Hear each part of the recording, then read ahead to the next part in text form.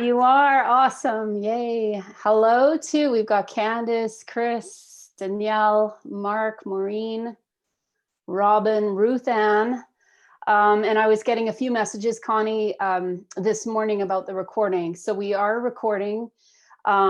We are really excited to share the recording because there's so many cool things happening, and you're going to learn a lot through this hour that we've got together. So maybe we've got about 1 more minute, or not even. We're right at noon. So let's get started, and then we'll have people join as they can. And to the rest of you that are in the webinar right now, I'm going to add a file into our chat box very soon, lightning speed like. And that can be something that you can use to follow along today. I guess it's just an hour. I always like talking about this stuff forever, so. Here we go, 1 sec.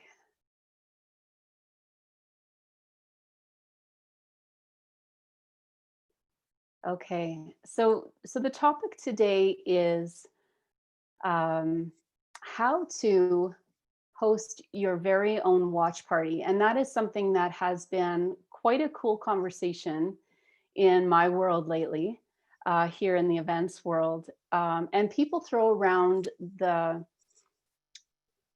word watch party quite often without necessarily knowing exactly what does that mean and what is the potential, because there's huge potential with hosting a watch party and encouraging your community to host a watch party.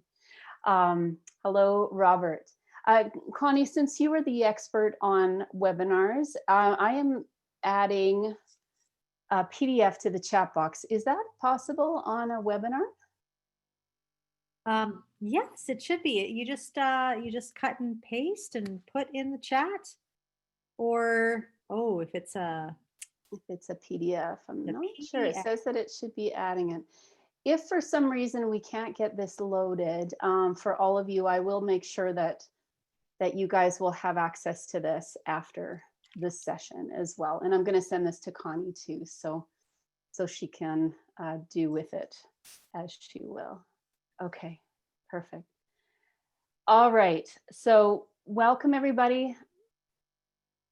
As I was saying, with the joy of moving events online, our team here at Candy Event Consulting has really been doing so much research and some great partnering and trying to learn more and more, obviously, about how to host webinars and really make meetings meaningful for any kind of an event. And that doesn't necessarily mean it has to just be a learning or some kind of a webinar event. It can be anything. We've moved so many of our client events online. A lot of our workshops, most of our workshops are now happening online.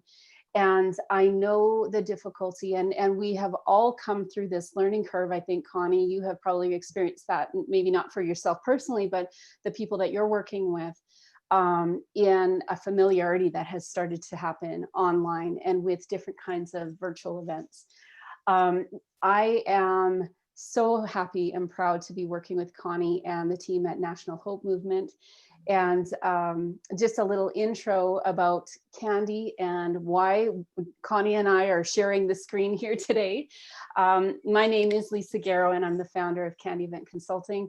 I have for now almost 12 years been running Candy Event Consulting with a hope that I can help and mentor and teach and give people the tools to plan and promote their own events.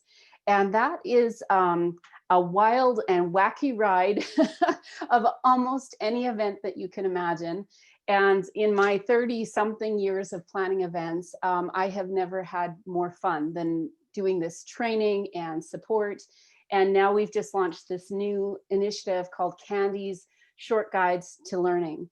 And the short guides are really meant for your lifestyle. So a lot of us are fast, we're entrepreneurs, we're business owners, we're working for nonprofits. maybe you're running a volunteer team or some kind of community initiative. And who honestly has time to slow down and take, a 3-day course or a full day training on something? And we come with years of experience and years of hearing the challenges and trying to address the challenges as coaches. But there's so much we can all be learning. And like you, Connie, I think you would agree with us, but this idea of bringing community together to learn is really the core. That's the key. And so when Connie and I met, must be just about a year and a bit ago, we were working with on-site events. So this was Let's Talk Hope 2020 that happened in January. We had done some strategy around the National Hope Movement. We had done a little bit of planning around the event itself. There was one in Calgary, one in Delta, BC, and then also one in Edmonton. But then also bringing our team in. So we were doing some volunteering and social media and really loved this opportunity to work with Connie and the team. And when we were looking at 2021, obviously everything looks different. But the beauty of the conversation, and I think your leadership, Connie, as well, that you just leaned into this and you were able to say, what else is possible? And when we started bantering around National Hope Movement really being national, we have this opportunity now with virtual events, online trainings, everything's going online. Why not the movement? And in a big way. I know that you're online a lot, Connie, but in the context of there's one day, it's actually centered around Bell Let's Talk Day in January, but that the Let's Talk Hope event is going to be a live stream on that day. And when we were talking about what could we do to make sure that everyone not only knows about it, but has this opportunity to participate, engage with their communities, and continue this conversation long after that event happens. So that is the context of starting, and I'm so thrilled, Connie, that you are like the guinea pig for our guides to learning. But I do want to pass the mic to you and give you a chance just to share from your heart, like where the movement has come over the last, I guess, year for sure, over this last year, and what you're looking forward to in January for the Let's Talk Hope event. And then once you've done that, then we're going to jump right into our session today about how to host your very own watch party. So Connie, jump on. That's awesome. Well, hello, everyone. If you haven't met me, my name is Connie Jacob. I'm the director of the National Hope Movement. And yeah, we had a great time last year. And Robert, didn't know that you were running the event in Edmonton. And so, we launched, our goal from day one was to launch a Canadian-wide conversation on Bell Let's Talk Day.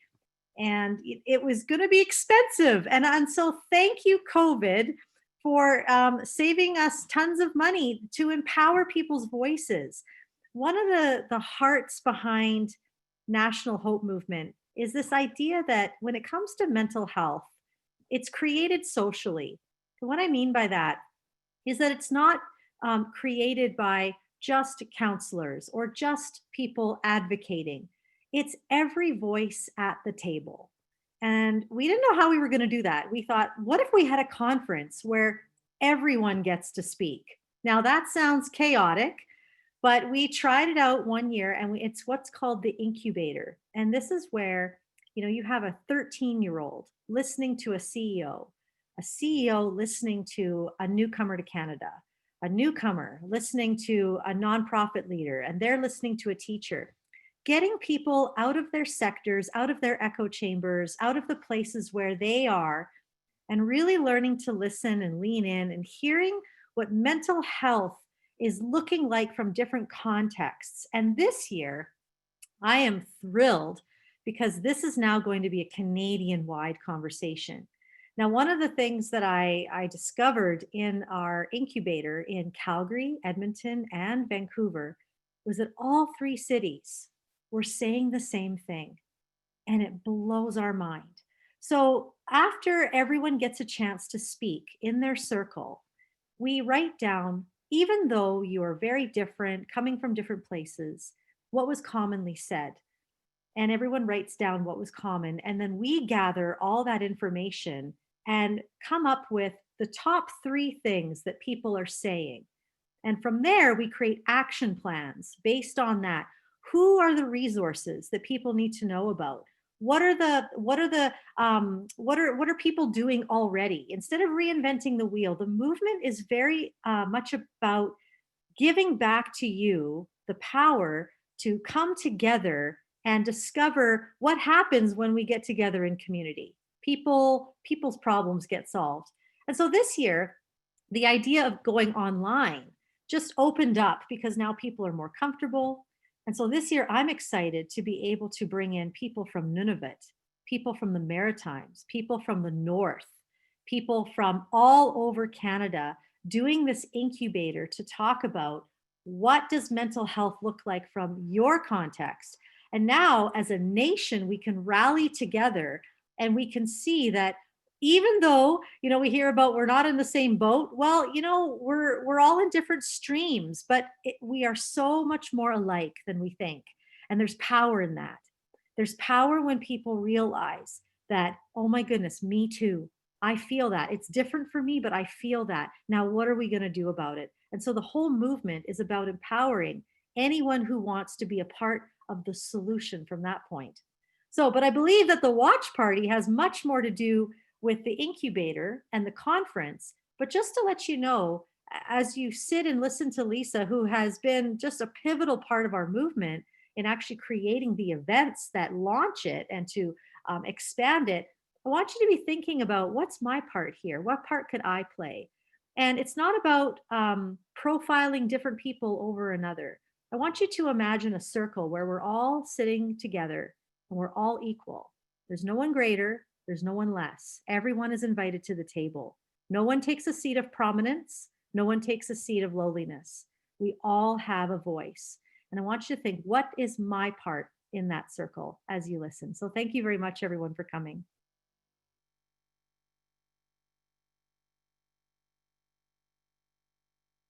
Unmute. The beauty of what you're saying, Connie, is that the idea of everybody having a voice, and I was watching the chat box a little bit as you were talking, and the idea of having when you said it was chaotic, and Robert says it wasn't chaotic at all, but everyone gets a voice to be heard. And I was just having this conversation with a friend over the weekend about how our tendency sometimes is to control the conversation, to have some kind of an agenda at the end of the conversation, or bring our dump truck and dump our part of the conversation onto the world and hope somebody has the wherewithal to digest it and then use that for something or have it impact them personally. The difference of what National Hope Movement really stands for is that you are, and the team is, throwing open the doors and giving people that opportunity to say what you have to say matters, and not alone. What you have to say matters in the context of community, in the context of our families and the people that we care about, and the people that are struggling that maybe we don't even know. And so there is so much when you say mental health is created socially. There is this social, I would say, responsibility for those of us maybe that have come through that. Maybe we have somebody in our family that's dealing with this, or maybe you're just you're a big heart and you're somebody that cares very much about people getting the right information and having the chance to speak.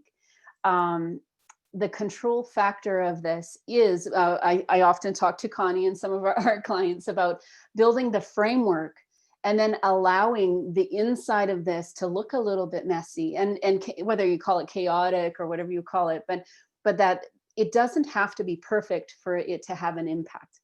And if I was going to start anywhere with hosting your own, it's not in my steps too, but this idea of actually just allowing it to be what it naturally is, not only takes the weight and the pressure off of hosting your own watch party and somehow moving into an event planner type of role, but it is just naturally what you're doing with your friends, with your family, with your cohort, maybe with community members that you work with, and just allowing that to be enough. Because so often we feel like, well, I'll do it when I get to this stage, or I'll invest in a movement like Connie's when I have a little bit more time, or when I understand when I understand more about mental health, and I think all of us, especially in this year of COVID, there is a lot of misunderstanding as well, and I'm sure you're seeing that, Connie, too, where there's that feeling like everyone needs a voice, and then to have an event like Let's Talk Hope that actually starts leading the way on how to have these conversations is really important. Anything else you'd like to say, Connie, before we jump into the actual steps here? No, that's great. I'm excited for y'all to learn how you can be involved. Awesome. Okay. So, so this is really meant to be, I think, Connie, you had mentioned that you're going to be sending the booklet out by email to everybody. I'll also be adding it. What I can do is drop in a JPEG. I think that would work in the chat box of the 10 steps. So the first thing, actually, if we could do this in the chat box, if you don't mind, any guesses, and Robert, I think you've got a heads up on this one because we chatted, but any guesses on what a watch party is? Just throw that into the chat box if you can see it.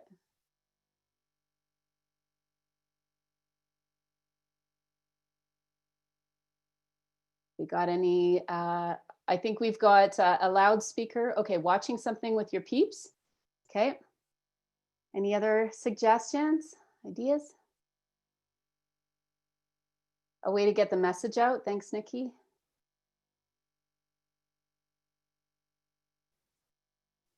I like what Robert said, be a loudspeaker. that actually is one of the points, that you can actually amplify the message that you want to amplify at a little event like this. A way to get the message out. What have we got? Sharing a message to a group. Thanks, Candace. Gathering a group to share in a message. That's actually a cool take on it, Robin, because it's not just about you talking your message, but you're sharing in a message that's coming to you. Yep. A party with no alcohol. See, this is the beauty. You can have your event your way. That's actually one of the points. That's right. Exactly. Exactly. Very cool. Anything you would add, Connie, from your maybe knowledge of it, or your feeling of what a watch party might be in your world? I would define it as just enabling people to bring community together. Perfect. And the idea of bringing the community together, I think, also is that, again, in your way, because we all have different friends that like different things. But I'm going to give you a little bit of a definition, and I do have, I like to draw and put things on boards, and so it's not necessarily going to make a ton of sense to you, but I will try to make this super clear for you. So there's two, whoops, command center. There's two parts to a watch party. The first one is the command center. Now, what would you say is a command center? This is kind of an easy question, but what would you say a command center is? Some of you might be even part of that these days with virtual live streams, a central hub. Okay, thanks, Nikki.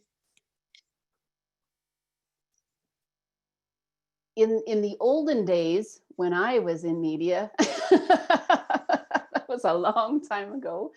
A command center typically is a place where you have all of your, oh, what did Robert say?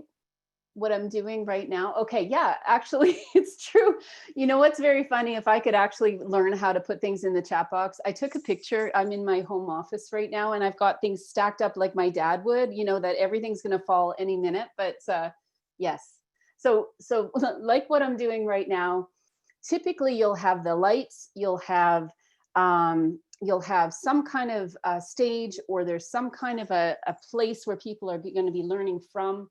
And typically a command center is run by an organization, a nonprofit, maybe it's a business that is launching a new product, some kind of something. And we're seeing so many webinars and so many learning opportunities that are virtual right now, that usually the target is you or me, just as a regular person in the community that might want to click on and learn something about sales or learn something about how to grow a garden, which I didn't do very well at this summer.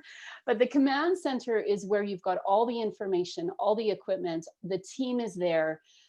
They've got some kind of a message they're wanting to get out, or you are. And this is where, in the context of Let's Talk Hope, we will have a command center in January that will be at a location that has everybody running around, making sure everything looks great and it's working well. But you're going to see Connie or some of the speakers up on the stage at the command center. So what you're doing is basically creating a broadcast. The command center, this idea of hosting an online teaching live stream broadcast, that there's an idea to share, or maybe they're raising funds. There's some kind of a reason they're there. So they might be selling a book. They may be asking you to actually have a message that you can share, like whatever it is. This command center is really critical. And for a lot of our clients and people that are working on virtual events, just having a meeting, a Zoom meeting, isn't really enough anymore. So people are starting to step up. Like, what is a great virtual event? This command center is getting to be a very busy and very actually energizing and creative space right now, because you can have virtual keynote speakers.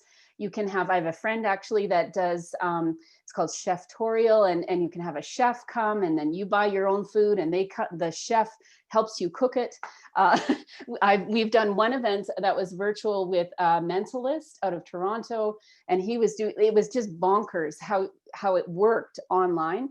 So this space of a command center is getting super engaging, really energetic. And there's a lot of people that are very, very good at this. But there needs to be people watching, right? Like, how frustrating is it when we try to put something amazing together? And as much as sort of the old saying goes, if I touch only one person, it's enough. Yes. Yes, that's true. Yes, that's true. But if you're trying to create an amplification, a movement, if you're trying to get something rolling, there has to be this feeling that there's momentum to it. And there's many, many people talking about it or watching or hearing what you're trying to say.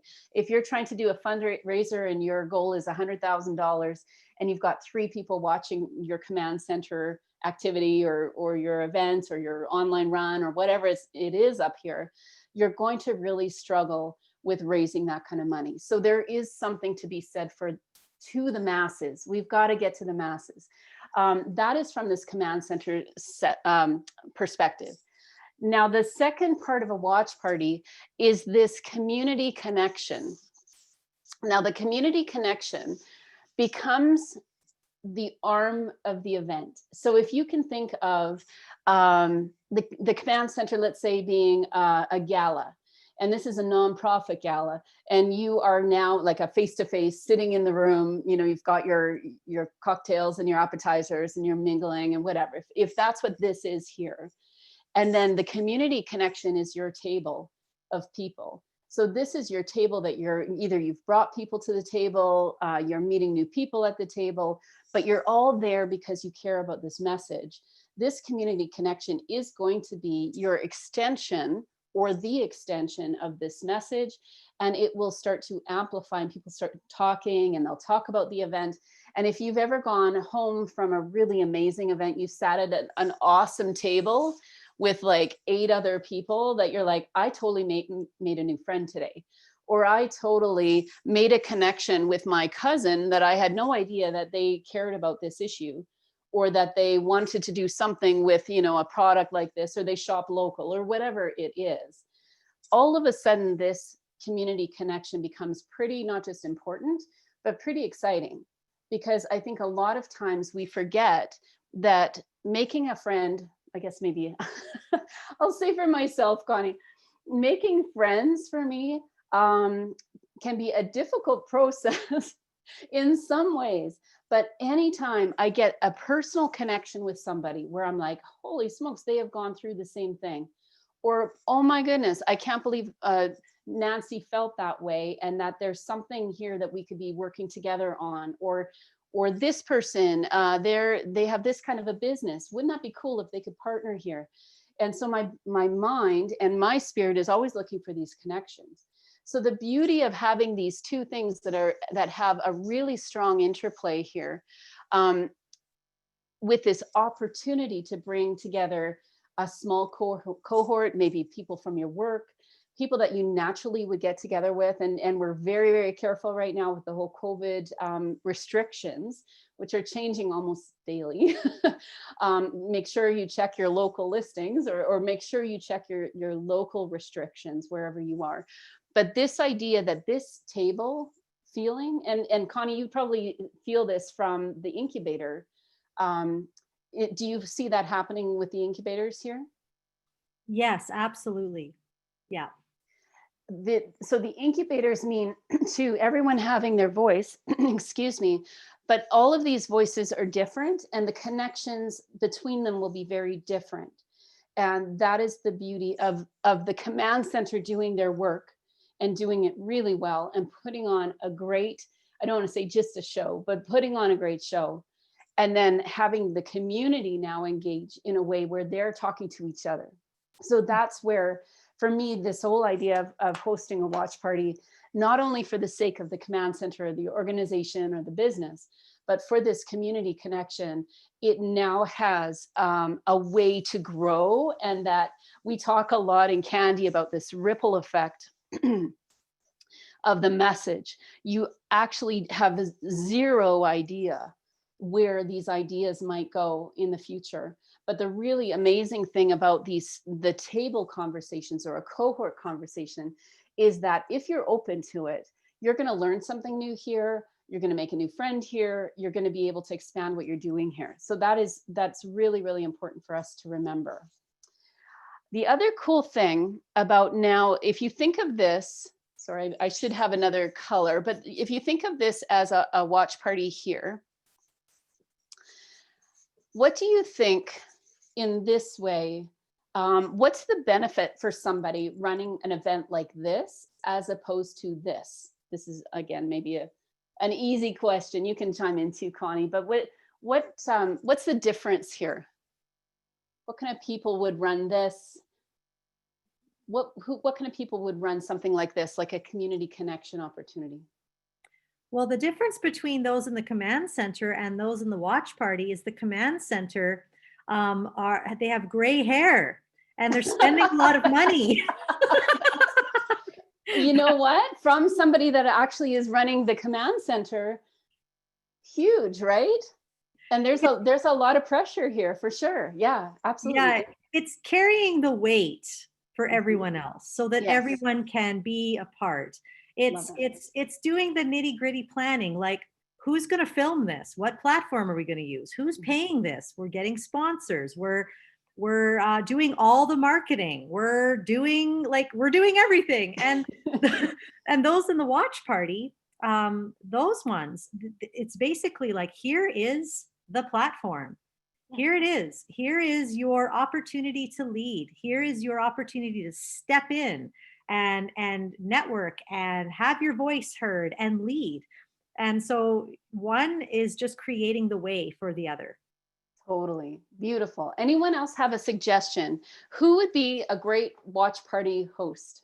What kind of people? Just throw it into the chat box if you have some ideas, or maybe it would be you and describe yourself. What have we got there? Connie, can you see the chat box? I'm not sure if you're able to maybe share some of the things that people are saying there. Yeah, so Mark says a watch party, it's more intimate. It's speaking from the heart. Victoria says that it's nonprofits, community organizations. Absolutely. Can a teenager lead a watch party, friends? I sure hope so. We've made this so that our young ones can step up. Ruth Ann is doing one. Absolutely. Yeah, she's like, I've already signed up. We've already had our meeting. Nikki saying someone with lived experience behind the message. Yes. Someone with a story to share. Beautiful. For sure. Well, and I think in all of this, It can even be somebody that is curious, right? Like if you're talking someone with a smile, there you go. Some the work that goes into a command center, and again, that's what we do with a lot of our Candy clients, is we work really hard at all the logistics and the details and all of this so that we're laying that foundation. So there is something to show. There's something great to get out there. So the idea, again, of the responsibility of the command center is not yours. And so the beauty of sitting at the table, enjoying your cocktails, having that opportunity to chat with somebody new, maybe to bring a friend that doesn't know about this cause or this issue or this company, but bringing them to the table where you can say, not to convince them of anything, but to say, we would love to hear your voice on this, or I would love to watch this live stream nonprofit, maybe it's a fundraiser. I would love to hear what you think about it, because I'm involved, but I would love to get sort of someone else in my circle to give some feedback on how it's going. And so this becomes this super engaging, it's called a watch party, but anything we do here at Candy, and Connie, you know this too, but it's about, again, that ripple effect, and it's about what's happening before the watch party and what's going on after, because this is all about you having relationships with people. They might be current relationships, but you also might make some new ones here. All good? Everybody's like clear on what a watch party is? Okay. Again, this will be, when you get your booklet, it is described.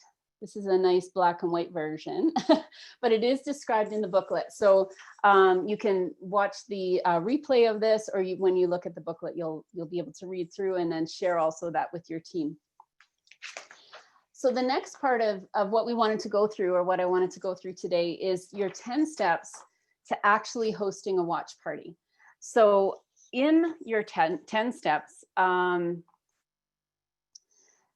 there's going to be, you can add your own flavor. This particular, we'll call it a table, is yours. Whatever is on that table, whoever's at that table, is your decision. And I think, Connie, you would agree with us that the more, the merrier.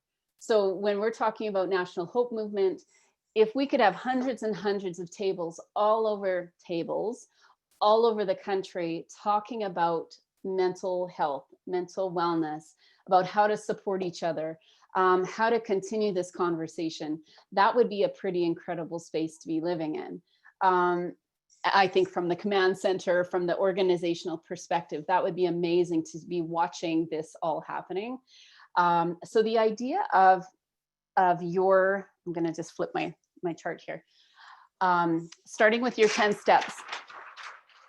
Number one, and I really, and the issue I have with virtual, Connie, because I miss being in person, running, not just running a training, but seeing all of you eye to eye and having the energy of the room. So I know all of you, and maybe that's why I'm doing this workshop today.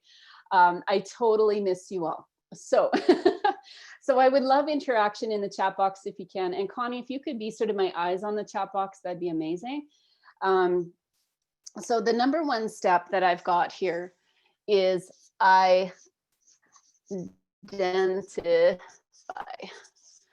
So this idea of identifying your circle of people. Who's in your circle? And sometimes I say this and people are like, well, of course I've got people in my circle, and of course I have friends, or I've got workmates or whatever. If you can think of a cause that really matters to you, you don't necessarily have to put it in the chat box. If you think of that cause, does everybody have one? You can maybe just even give a thumbs up in the chat box. But if you can think of something that really matters to you, I would love to know, and you don't have to name names, but who would be the people that you think in your circle would also care about that thing, that product, that idea, that nonprofit, or that message? Is it a workmate? Is there someone in your family? You could just put my mom, my friends, my sister, my coworker. Just kind of throw those people in the chat box, because I want to get you thinking a little bit on how do we identify who is, and in the events world, we call it our short list or our guest list. And in the world of COVID, it depends where you're hosting. So I'll be saying that all the way through. If this is in your home, maybe it does mean this is going to be with your kids. If you've got adult kids and they are part of your world and part of your cohort, beautiful opportunity to host a watch party in your home, maybe make a great dinner, something like that. But to identify those people. Do we have any suggestions, Connie, in the chat box? So, Ruth Ann, my son and his friends, some business associates, friends. Victoria says all our members who are passionate about supporting mental health at work at Wellness Works Canada. Ah, awesome. Awesome. And you know who those people are, right? Like we're no stranger to COVID anymore. And we're no stranger to the idea of if you're going to hold it somewhere else or in a venue. I know a lot of our venue friends are doing an amazing job at setting up rooms where there's social, physical distancing, I should say physical distancing. And then also that there's sanitation and things like that you need. But the idea of identifying who are those people that care, that's super important. Okay, so step number 2, this was number 1. Step number 2 is plan. Kind of goes without saying, and that's my world. So we're going to make that number 2. So this idea of when you know who your audience is, there are ways to plan affordable and easy events that energize you. So this, I'm going to just draw you here, because at the end of the day, you have to love what you're planning, right? Like it's not going to be, you know, Aunt May really loves this kind of an event, or that she loves roast beef or whatever it is, you know, and if she's in your cohort and you're planning just for her, I would suggest you're going to fizzle out a bit on your planning, because you really need to feel it and you really need to put something together in a venue that you maybe feel really comfortable with. It might be a home, it might be an office. I know, Connie, you guys have a great event space that's opening with Wellness Innovates tonight. Yeah, tonight is the big night. So this idea of planning with some kind of a space, some kind of a feeling, I often say that we're the idea of creating an essence to your event. So if you can imagine like spraying a beautiful perfume, or having flowers in the room, or this idea, something that energizes you, that makes you feel like I just want to welcome people into the space. So when you're planning, yes, there's a lot of spreadsheets and checklists and all of that in the planning. But your basics really are, where are you going to hold this? Are you going to have some kind of food? How do you do that? And then also, what are we going to be doing when we're there? So we're going to be watching the command center broadcast of some kind. And then we want to plan within that, because we want to make sure that there's maybe a nice big screen, that there's going to be good audio so people can hear, good lighting, and comfortable chairs. That's one that we get complaints about all the time. It's like, you made me sit for 3 hours. Not that this event will be necessarily 3 hours, but you made me sit for 3 hours and there were no breaks.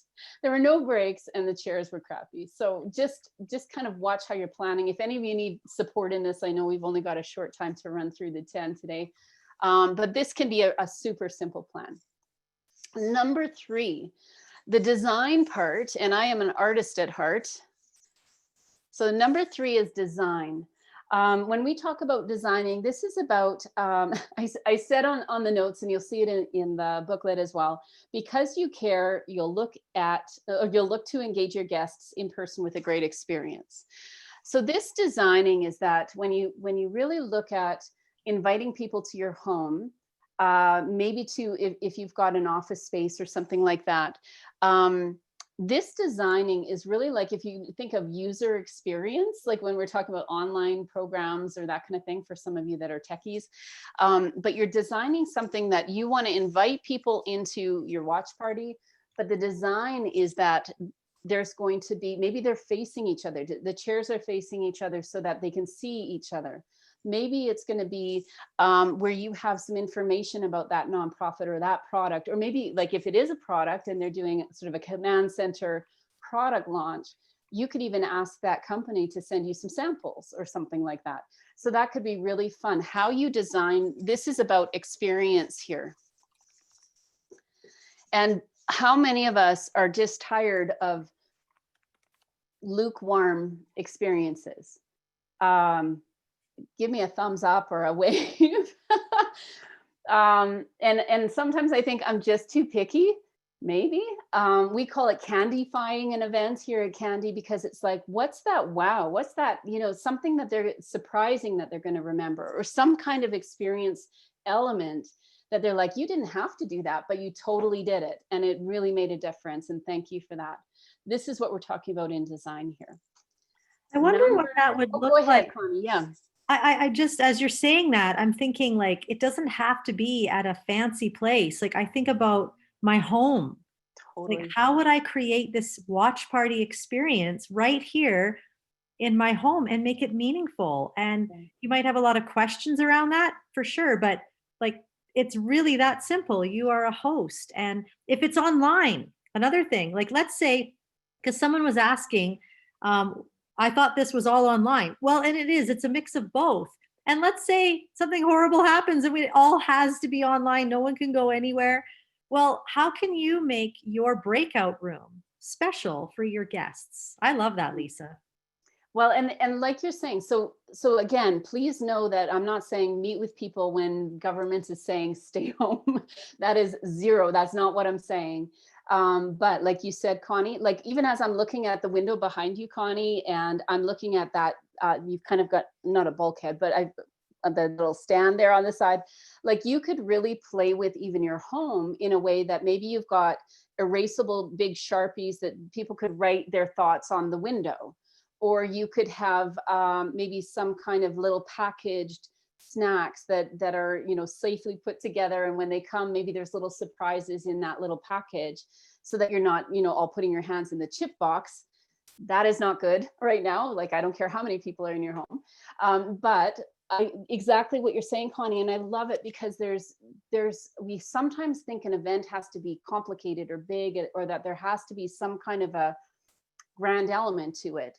But if we can think of an event simply as a gathering opportunity and an opportunity to connect, that's what we're talking about with the watch party. So I'm seeing a bunch of numbers in the chat box. Anything that you want to highlight, Connie? So Victoria is asking, can it be done online? Yes. I'm going to say yes.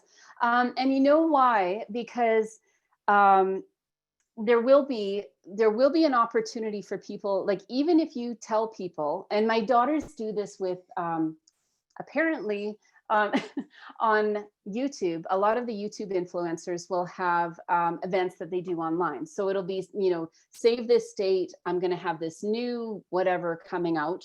And what she said is that actually is an event to her. So she'll put it on the calendar, and she'll be watching together with her friends, and they'll be texting about what's going on. So the very cool thing about actually calling it a watch party, but it's the way you would describe it would be, I want you to all join me on this day, get your registration. So you have to log in, and in the case of Let's Talk Hope, there is a registration button, and then you get your link.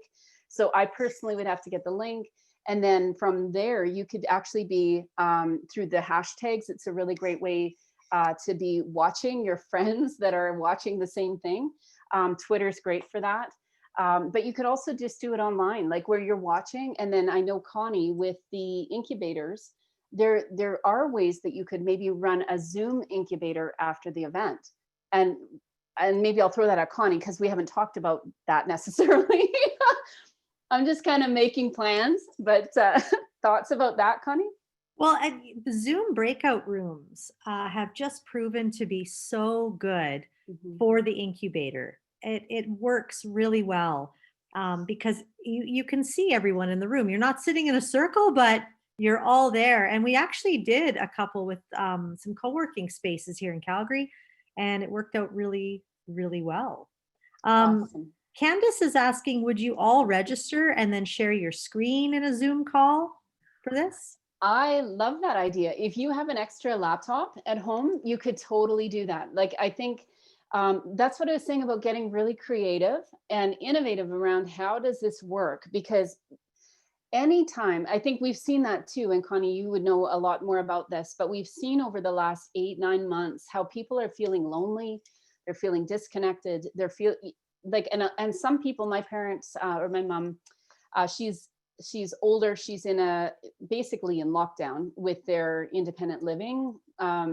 So they try to do things within their cohort of their floor, where she might play the piano on one side and everyone comes out of their doors and they can listen and sing along. But we really do have to get creative on how we're connecting with each other. And Zoom or any other online platform is a perfect way to do that. So I would say yes.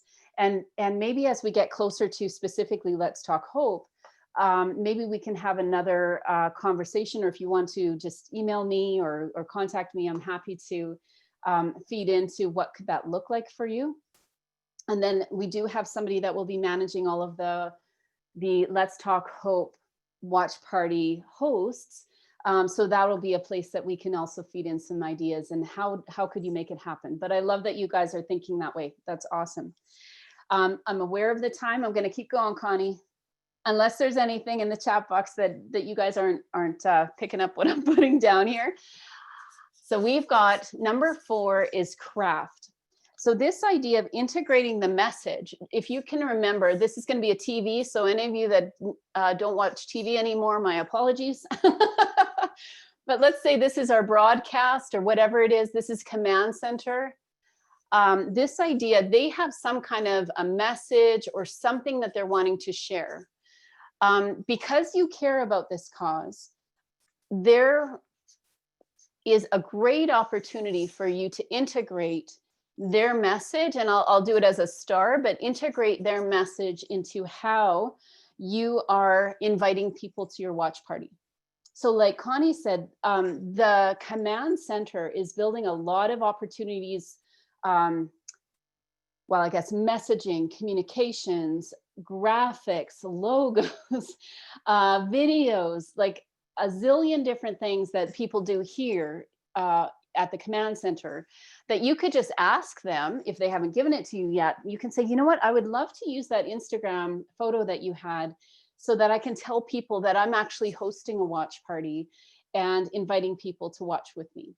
So use what they have. You could create your own, but there's a lot of collateral and messaging here that you would be able to feed in. So that's what crafting is. This is about kind of co-creating with your Command Center with what you could be doing on the ground yourself. Number 5, and I've talked about it several times, so I'm just going to quickly touch on this one. But understand this, and I'm going to put a big star here because this is about understanding that the risks are real. So COVID is real, the risks are real, and the health professionals that are giving us advice or recommendations, or in some cases restrictions, need to be followed. So understand what they are in your region, understand with your cohort, make sure there's a conversation happening about what the risks are, and that in some cases you might want to have a waiver or some kind of a way that people totally understand, like what are the symptoms? Like we hear it all the time, but now they're coming to your house and they're like, oh, I guess it doesn't matter. So understand what the rules are and make sure that you're letting your guests know that you're aware of the risks and that you want to keep them safe. Number 6. So this can be the hardest part. So you get all of your great material here and your messaging and your graphics, and then now you got to go tell people and get them to join you. So this step 6 is going to be where you're stepping up now, and you might have to block it in your calendar. Make sure that, this week I'm going to talk to these top 10 people that I would love to be part of. In this case, Let's Talk Hope live stream in January. Who are my 10 people that I want to make sure I'm talking to? Now, they might not all be local to you, but maybe you could encourage them to be a watch party host, perhaps. Where are we at? Number 7, commit. Does that scare anybody? Wave at me if it scares you, that word. So this commit, and this, Connie, you have really mirrored that from the work that you're doing and been such an encouragement and a reminder to me about committing to a safe event emotionally. So we talked here about understanding the COVID risk, the physical risks, but then this is committing to a safe environment where you are where you are committing to a safe event for yourself. So you're not going to put yourself in the room with somebody that might be aggressive or might be like I think sometimes you say, Connie, it's not about fixing people. That's not what these, in your case, the incubators are about. But commit to having a safe place for people. So you can create all the plans you want, but if people don't feel safe, there won't be the kind of sharing and the engagement that you're really hoping for. And they probably will never show up again. And honestly, it's not just even about that. It's about they may leave and feel like they haven't been heard or something went off the rails and you really weren't working hard to commit to their safety, emotional safety. All right, everybody's ready for the last three? How are we doing for time? Oh my gosh, we're right on time. I can't believe it. Okay. So number eight is facilitate. Some of you are professional facilitators. So again, wave at me if you're a professional coach, if you lead a team, if you are a professional facilitator. Connie, have we got any of those in the room? Let's see. Robert says me, Ruth Ann. Who else? I see you. I see there's more than that in this group. I'm looking at you all now. Yes, Victoria, Nikki, that's right. Yeah. Okay, those of you that spoke up, I'm going to put you on the spot now. What does it mean to facilitate well?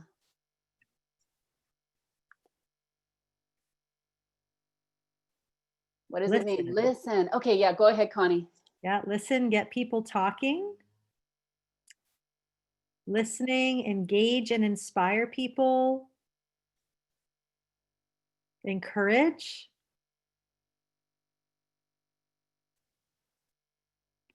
Any others? Those are awesome. Oh, and encourage responses.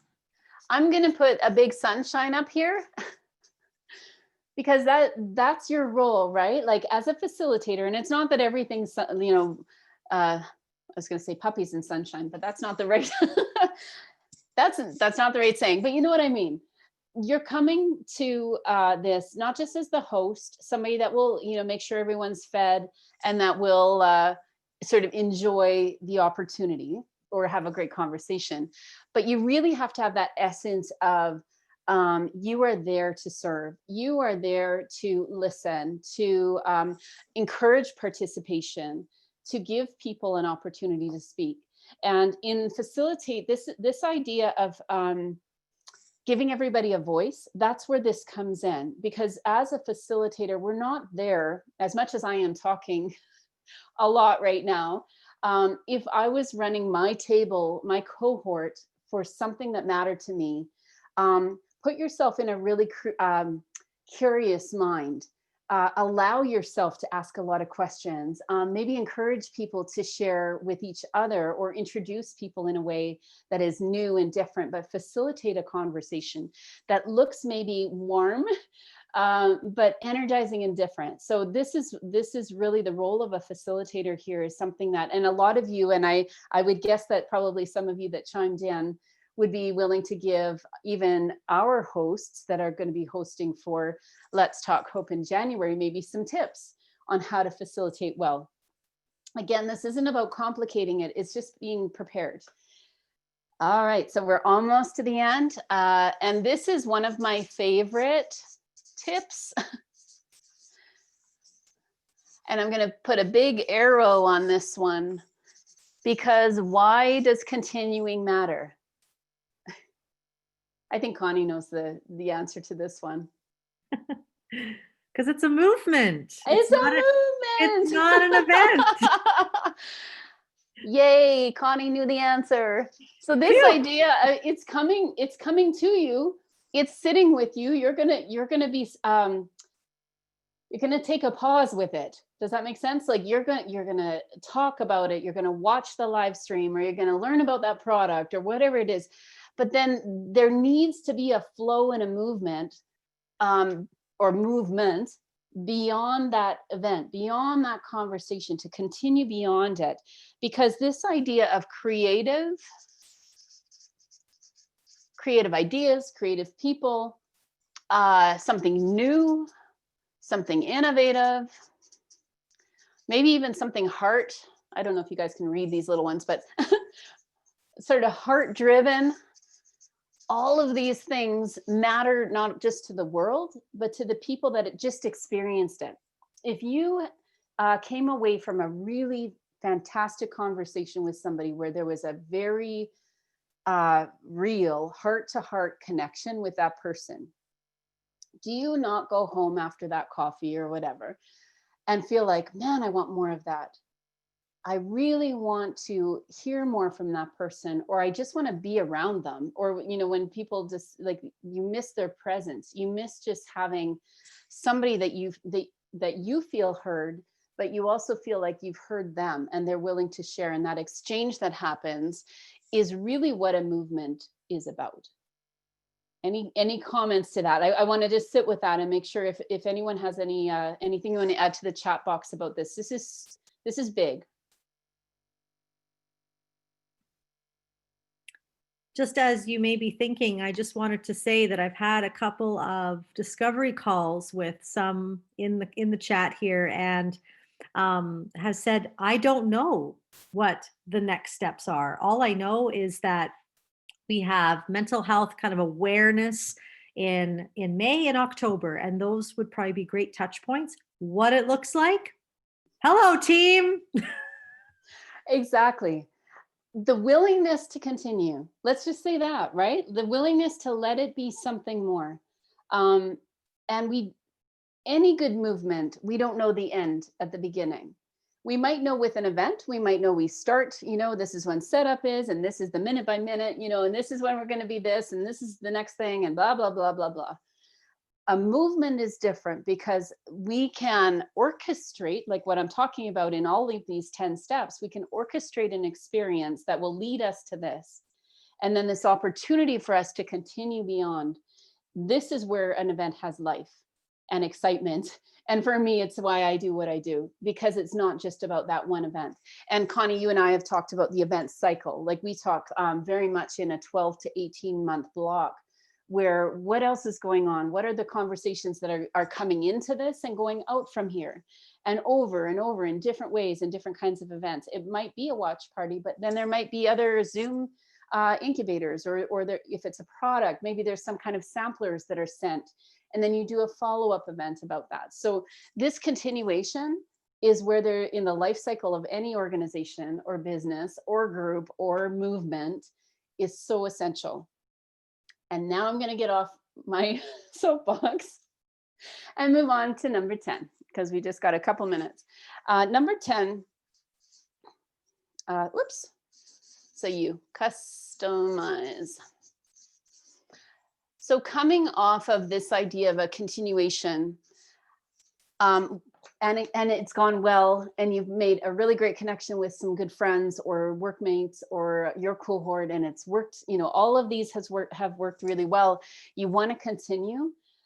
This idea of then creating opportunities, this word is customized, creating other opportunities that might look different, but they're all going to be something interesting. I don't know what other, I'll put a little house or something. So all of these experiences that can come as a continuation of sharing that message together at your table can be a customization of different ways to connect. So this is one area where if you can think of anything, this is where you get to play here. Because the customization means that we had 3 people. Okay, this is just a scenario. Let's Talk Hope happens. I ran a watch party. The people at my table or in my home or at my workplace, there were 4 of us that were really excited about resources, that maybe there's some kind of a resource missing. And we had we touched on that conversation. What if the 4 of us got together and had another kind of an event, or we met up about something, or we had maybe it's more than a Zoom meeting, but maybe there's something about that particular message or a resource or something that we could create together. Allow yourself to go into this customization of experiences for those 4 people, because you never know, maybe that's going to be sort of a ripple effect opportunity that kind of leads to something else. So customizing can also be really valuable. So we've talked a lot about the National Hope Movement, about Let's Talk Hope. Super excited about getting people involved in that, and that we're working hard on the command center opportunity and the live stream. But then we will for sure. Connie, could you let people know where they can get more information or to call you? And then I'll just do a quick wrap up, and then we're going to be ready to let you all go for the afternoon. Yeah, so nationalhopetalks@gmail.com. You can reach me there. And right now I'm booking 15-minute discovery calls to just talk a little bit more about this. What you'll hear is a lot of the same though. So if you feel like you're good, then don't book that call because it will waste your time. But if you need more info, we can do that. Just email me there. It's in the chat. Sounds great. Thank you, Connie. And actually, can you also put my coach at CandyConsulting.ca.